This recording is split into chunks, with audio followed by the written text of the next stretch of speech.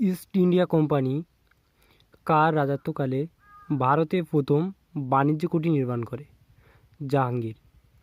British দূত sir Thomas Roe কার রাজসভায় এসেছিলেন? জাহাঙ্গীর।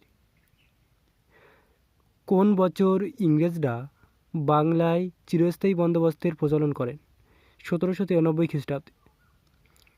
কলকাতার ঘুষুরিতে ভারতের প্রথম কার্পাস বস্ত্রবয়ন শিল্পটি কোন বছর স্থাপিত হয়?